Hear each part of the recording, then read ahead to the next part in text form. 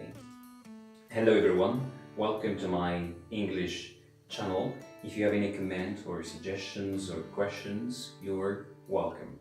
Now, today's first lesson is the passive voice, and the passive voice is one of the most important grammar lessons in English, okay? Now, before we talk about the passive voice, it's very important to talk about the active first, okay? The active first. Now here we've got some examples, okay? Now let's look at number one, okay? Sarah is cooking lunch. Now Sarah is very simply the subject, okay? And is cooking, so cooking is the verb.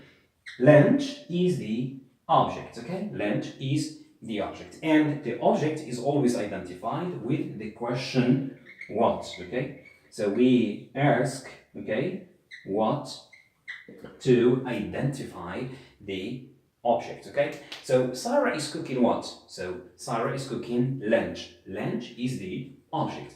I am studying English. I'm studying what? English. So English is the object. I'm playing football.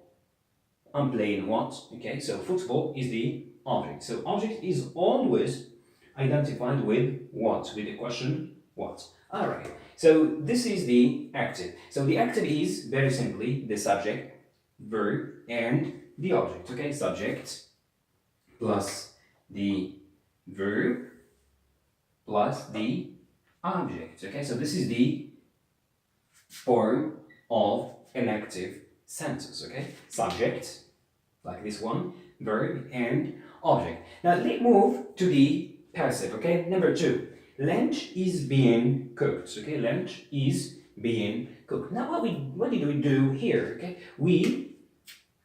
so here we have the object. So the object becomes the first. Okay, becomes the subject. Okay, so what do? We bring the object to the beginning. Okay, so here we have the object. Okay, then plus. Now is being. Is being is very simply the verb to be. All right.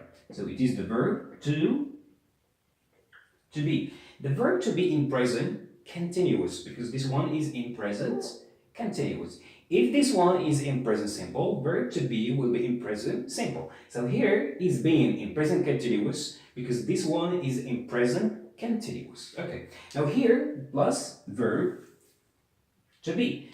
And verb to be is related to the verb in the active tense. So here, if this one is in the present simple, the verb to be will be in present simple. Okay? If this in present continuous, the verb to be will be in present continuous. Okay? Alright. Then plus the, what is this? This is the verb in the past participle. Okay? Plus the verb in past participle. Okay?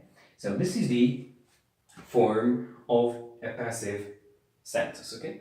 Now we bring the object here, then verb to be, and verb to be is conjugated in the verb, in the tense of the verb in the active sentence. If this one is in present simple, this is in present simple. If this one is in present continuous, like here, it will be in present continuous. Okay? So verb to be, we will talk about another episode just about the verb to be in passive voice. Right? Then the past participle of the verb. Okay? So this is very simple. Now let's take some very simple examples. Let's take number one, for instance, we can take he reads books.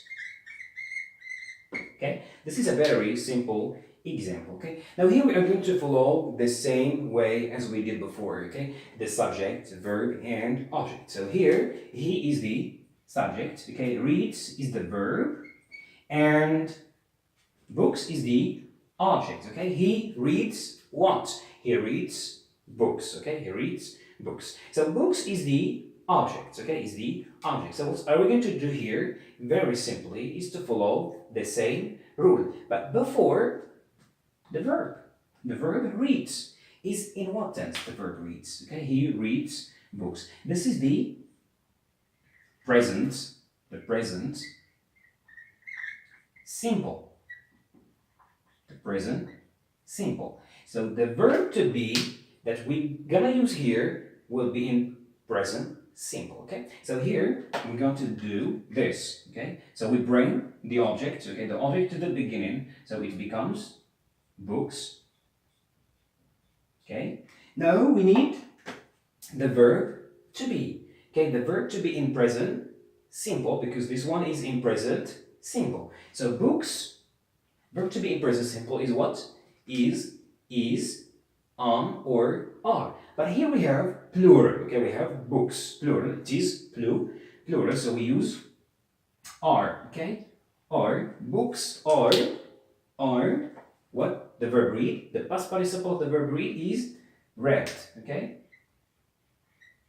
It doesn't change in the spelling, okay? It doesn't change in the spelling. So this is the passive of this sentence, okay? Books are read. So verb to be in present simple, because this is in present simple, okay? This is in present simple. Very essential to remember this. Another example we can take, for example, he played football. Now look at this example.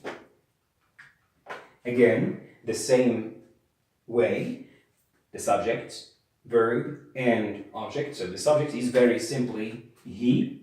This is the subject. The verb is played. Okay, this is the verb. Okay, the verb. And football is the object. Okay, is the object. We ask a question with what. So he played what? He played football. So football is the object. Okay, because we ask the question with what. Okay. Now here, what are we going to do first? Now, number two, we're going to look at the verb. What tense is the verb conjugated? So here we have ed. Okay, as you can see, it is in the past simple. So this is the verb in past simple.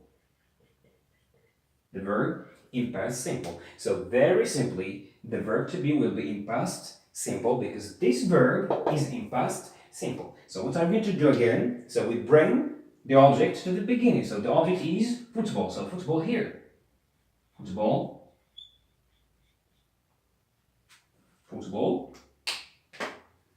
The verb to be, and here we have the past simple. So verb to be in past simple. What is verb to be in past simple? It is either was or were. Was for singular and were for plural. Okay? Now here, football, is it singular or plural? It is very simply the singular. So we say football, the verb to be was. Was, okay? And the past participle of the verb played is very simply played. Okay? Is played. So we say football was played. Football was played. Now listen. Look at these again, these two examples. Sarah is cooking lunch and lunch is being cooked. Now here, what is the difference between number one and number two? What is the difference between active sentence and the passive sentence? Now, very simply, in number one, we know the doer.